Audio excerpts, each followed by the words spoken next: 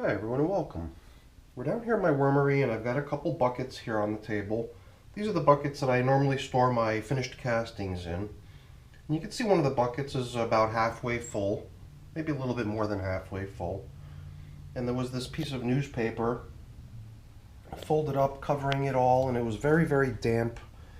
And I was just unable to really handle it without it falling to pieces. So I think I'm just going to turn all of this stuff into bedding at this point.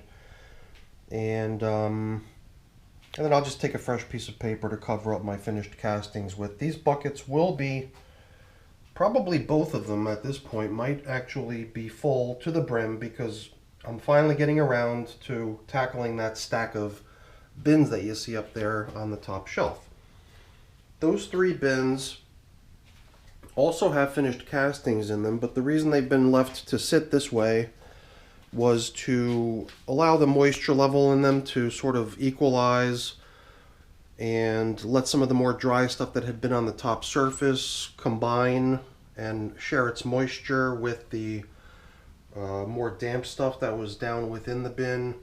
And that's the reason I've got plastic covering the material in these bins. But I think at this point the material should be pretty good and definitely ready to go into storage at this point and free up some space here up on my shelf. So I'm going to tend to that now, and when we come back in a few minutes, I'm not going to capture that on video, it's really just a matter of dumping the material out of the tubs and into the buckets. But when we get back in a few minutes, we're going to be launching off this brand new bin of mine right here. You can see it has no label on it. This bin has been sitting here for 11 days now since I originally built it. Sort of priming. It's just got some bedding in it, some food, and I threw a little bit of finished castings in there, sort of an inoculant to get some of the microbes and bacteria and stuff in there working on the contents of the bin to try to make it into a nice, cozy, hospitable place for the worms to be. And the bin from which we're going to be extracting worms is this one right here. This bin is now at the age of 121 days. And for the past 17 days now, over the course of 3 separate feedings, I've been placing food only into that far edge that's covered with that little piece of yellow plastic. Between the moisture and the food, it's intended to become a spot where the worms would be drawn to. And the last time we checked in here, which was only 5 days ago, to add that third feeding, there was quite a number of worms in there already. And I would think that after another 5 days, after I placed strawberries and coffee grounds and other things in there to lure them over, we've probably got a fair number of worms that are ready for extraction, and they're going to be used to launch off this new bin of mine. So let me tend to cleaning out these bins, making some space, transferring the castings, and then we can get to work on launching off the new bin and start the depopulation of that oldest bin of mine.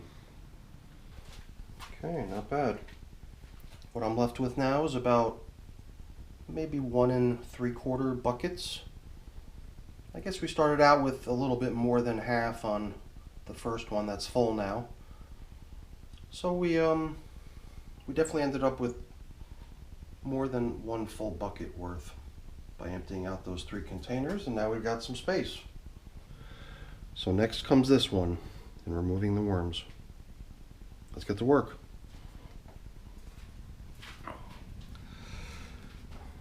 Alright, so this plastic was here to try to help cause the recirculation of moisture over where the feeding zone was happening. This worm does not look well. I think we have ourselves a deceased worm over here. What's the deal with this guy?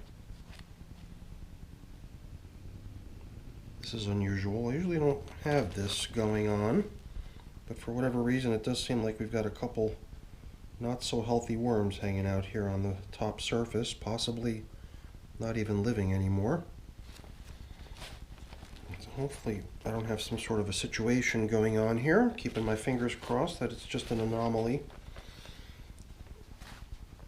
So let's set all this stuff aside here to give ourselves a little space to work. I guess I'll bring back this piece of plastic so that we could rest this tub on. because then into this tub we can place whatever we extract from this horizontal migration feeding zone. I guess what I'm really looking for in the end here is worms only, so I'd prefer to not take a whole bunch of finished castings along for the ride. So let me just do a little bit of prep work here before we get started. I am going to reset the feeding zone in this container, and as I've been doing lately, I've been attempting to collect all of this dry, uncomposted large chunk material that seems to collect on the top surface, and use that as the bedding with which to both lay down underneath the feeding zone and also cover up the feeding zone. Seems like that's the sort of stuff that has the best chance of also getting broken down in the process.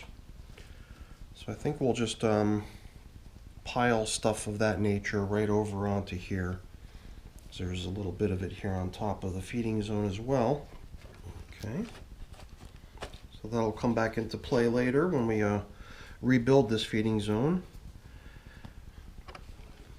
Now, other stuff that we can sort of peel off the top is stuff that pretty much is finished castings that doesn't have a lot of worms in it. And, you know, this is ultimately going to end up being just a tub of finished castings if at some point in the near future we're able to convince the worms to depopulate it.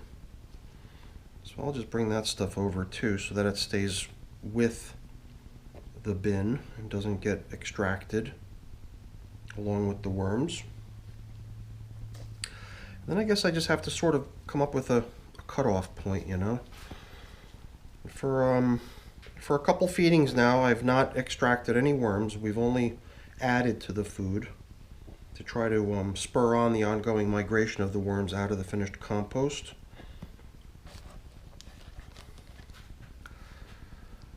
So I'm just sort of taking a guess as to where the cutoff point is for the most part.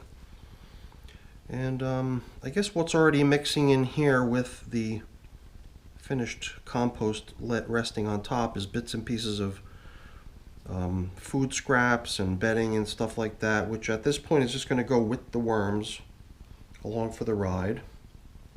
And that's not going to give us a really good, clear view of how many worms we have. It's going to kind of be a commingled mix of both worms and the stuff that they're inhabiting. So let's see if we can start extracting worms here. I'm actually wondering if not picking stuff off the very, very far edge is the best way to go, because that is where the most recent feeding occurred only about 5 days ago. So that might still not be quite as heavily populated as the material that's just slightly inboard of it, closer to the middle of the bin, because that's actually where the most recent feedings had occurred. And at this point, I'm not really attempting to get every last worm out of here. I'm just hoping to get large quantities of them out. And I'm actually using my hands to sort of feel for sections where there's, you know, large masses of worms present. I could feel them with my hands, because as soon as you stick your hand down in there, you could feel them all squirming around right there within your hand. And at this point, you know, I'm definitely interested in extracting a good number of worms, but I'm not looking for a complete 100% depopulation here yet. I'd like to be able to get my new bin off to a good start with a large number of worms. But I'm also quite clear on the knowledge that I'm not getting the entire population extracted here. I'm really just getting good large numbers of them. Definitely getting good large numbers of them, that's for sure. If I stumble on a good large piece of food that should probably just remain in this bin and be part of us rebuilding the feeding zone, then I'm just going to place it over here, since all this material is going to be used to rebuild the feeding zone.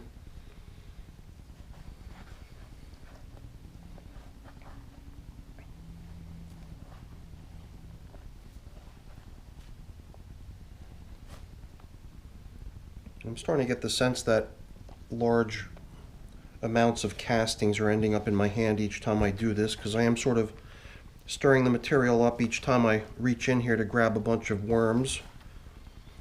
There's really not a lot of leftover food in here. I can see a few chunks that I've, pulled out and set aside here to be part of our rebuilt feeding zone when we finish off here. But it also kind of makes me wonder if I pick around in another section here, it's just a little bit even further inboard now, do we give ourselves the opportunity to get one more good size extraction of worms, or is it just going to be a whole bunch of castings? There are lots of worms here for sure, but it does seem like I'm at this point getting almost large handfuls of castings at this point. So I believe what we've got here is kind of what we're after. If I can, I'm going to leave behind finished castings, take out bedding and food bits that can probably be utilized in our rebuilt feeding zone. I'm going to give these little guys a chance to burrow down into the material. At some point they'll just be covered up as they all vanish down into the material, and then we can probably scoop off a little bit more of this material from the top and keep it in our tub of finished compost as opposed to relocating it with the worms. And then it'll also give us a better view of how many worms we're dealing with here. So before I pull this tub off the table here, I'm just going to pick through here really quick to see if there's any significant chunks of stuff that is best used in the rebuild of this feeding zone. And then we'll reset here before we put this bin back up on the shelf. I'm just curious now just to poke around a little bit on the bottom again. There's always plenty of worms down near the bottom, right on the edge too. But I think we've definitely extracted a good number of worms out of this bin. But I've got a hunch that we've still got quite a way to go before we can consider this bin as depopulated. So after we reset this feeding zone, we will take a quick look through the other side of the bin, which is where we're hoping to wind up with just depopulated finished castings, just to see are the numbers of worms in that material beginning to drop. Are they really all kind of making their way over to the other side where we want them? The hope is that they are. And I guess we'll see how many more rounds of this it takes, but so far this will be the first extraction of worms from this bin. I'm just trying to set up a nice spot for us to create a nice migration feeding zone for them over here to try to spur on the ongoing movement of the worms out of the material. So I'm going to take a 5-minute break here just to run up to my freezer to grab some foods to be used for the rebuild of this feeding zone. And we'll get right back to work on this momentarily.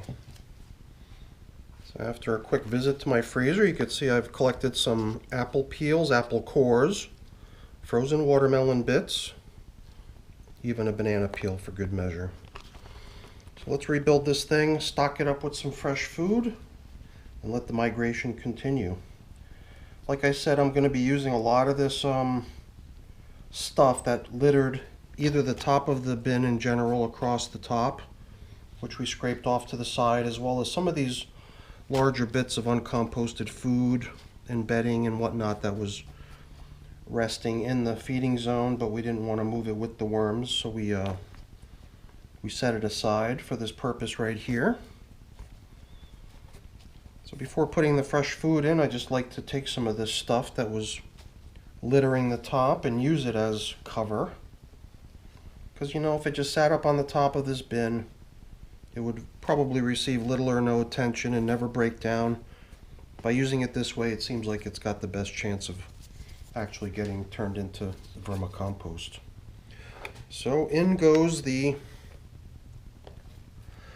next round of yummy, delicious food intended to lure the worms out of the finished compost and over to this side of the bin.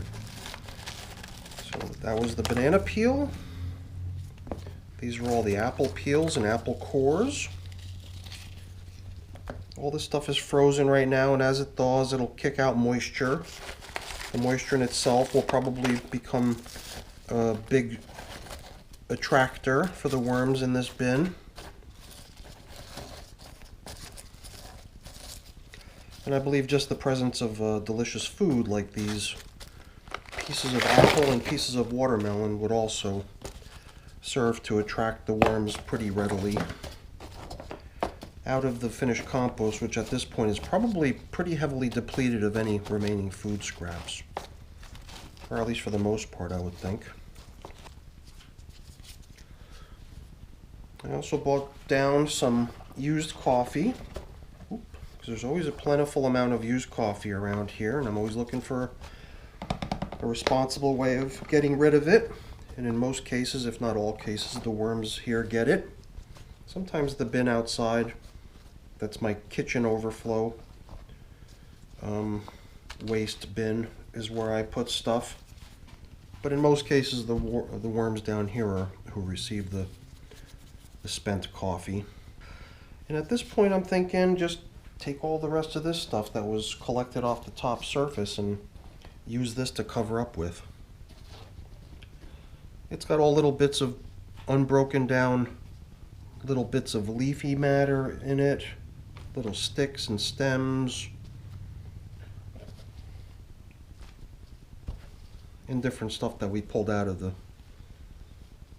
pile of worms that we had collected for relocation.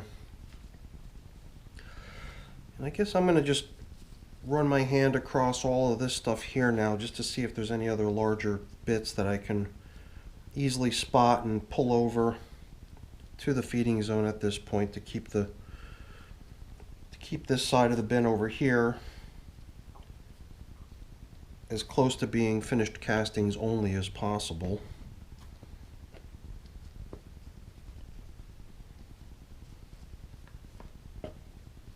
Very not bad.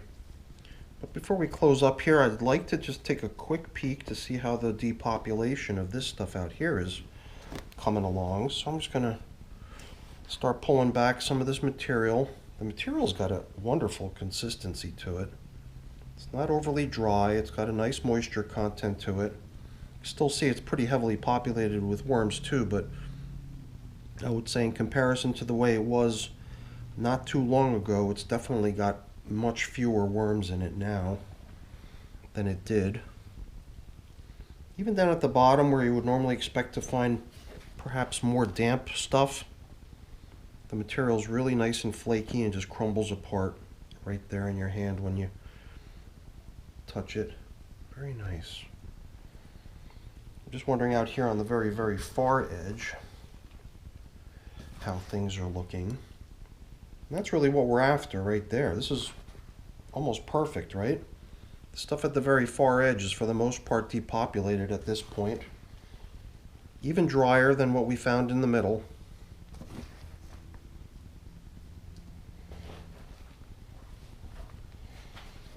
And therefore very nice and crumbly. And I guess as this stuff just continues to dry out, it becomes less and less of a hospitable place for the worms to remain. So they'll keep looking for a more damp, more cozy spot to be. So the ongoing drying of this material is also a good catalyst to get the worms out of there. Get them out of there and move out. So we can just scoop this material out and have just a whole bunch more castings in our collection. So I think our migration is working. It's working quite nicely, actually. We've got large amounts of worms making their way over to the feeding zone. The middle section is still a little bit more damp. It's still a little bit more highly populated, but not nearly as it was a week or two ago. And as time goes on, this stuff too will continue to dry, because it's not really being covered with anything more than just a piece of paper. And at some point it should all reach a level of consistency that's kind of like what's over on this far end, where it has fewer and fewer worms the further you work your way away from the feeding area. Very good. So just a real quick recap of where this bin stands before we put it away, put it back up on the shelf to let it continue. You can see the bin itself is 121 days old at this point, which is somewhere in the neighborhood of 4 months if you would have to just come up with a rough number. 16 feedings altogether, and that includes the 3 feedings which were positioned over on this side, trying to lure worms out of the finished castings. And what we just collected out of there was the result of 17 days of horizontal migration of the worms and 3 feedings. All right. So now, at the very bottom, you could see 11-day-old new bin. That's our next step, is to get the worms that we collected released into there so they can make themselves at home in their new quarters.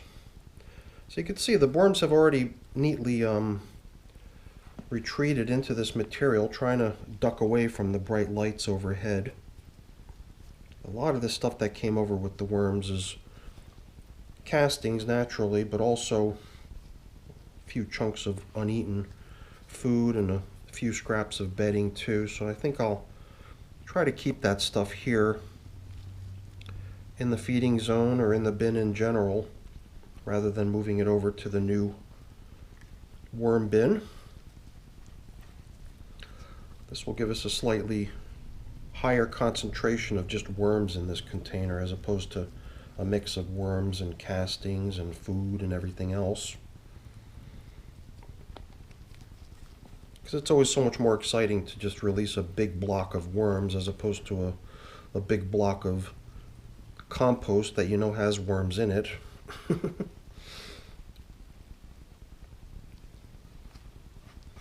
So I know I'm returning worms back to the bin. So I don't want to go crazy here. I guess if we let this sit another minute or two, then we might be able to skim off just a little bit more stuff that we can leave behind. But I'm not even sure if it's worth the trouble. Maybe it's time to just get their new bin out here and let these little guys loose. Maybe I'll even weigh this just really quick to get a sense of how many worms we've got in here. So I am curious. All right, enough of this. Let's move on. I'll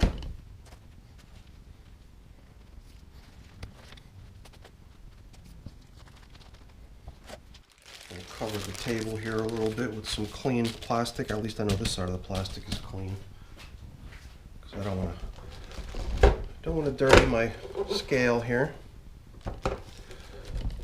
See if we can get a position here where the reading is not glaring light from above. And is it zeroed? Zeroed, okay. What have we here?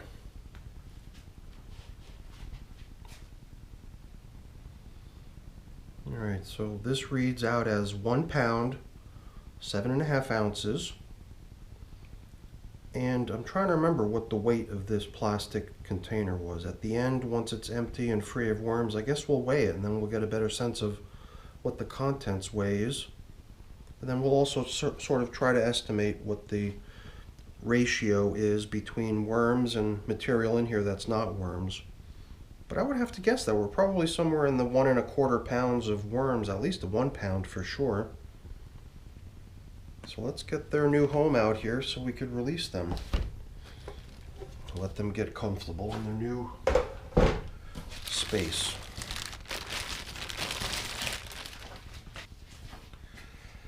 Okay, so you might be able to tell that I did give this thing a nice wetting down. I just sprayed the whole thing. Because after sitting out here for 11 days since I built it, I guess the dry paper that was on top, as well as the dry leaves that were sprinkled on top, have since absorbed some of the moisture that the food that was placed in here was kicking off.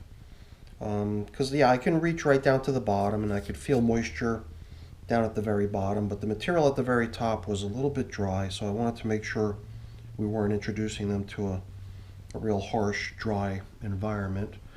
So I laid in some fresh water here, and after we cover up, I am going to be covering up with plastic to try to retain the moisture that's in this a little bit better so that it doesn't just get lost to evaporation. And I'll probably need to come in here soon too to give this bin some food as well, because when I built it I did add some food scraps along with the bedding that's in here.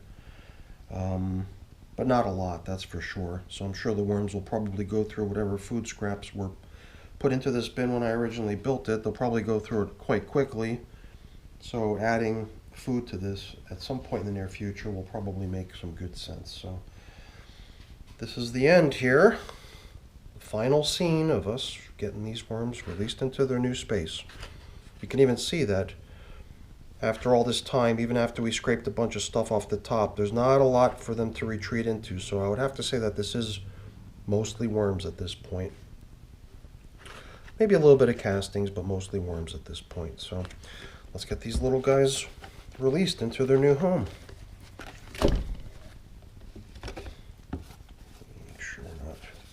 Leaving any stranded here in this plastic container. Yep, looks like we got them all.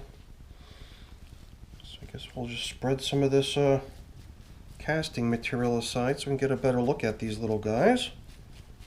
And we got ourselves a nice pile of worms here. Let's let them get cozy into their new spot and we'll check in on them in a few minutes.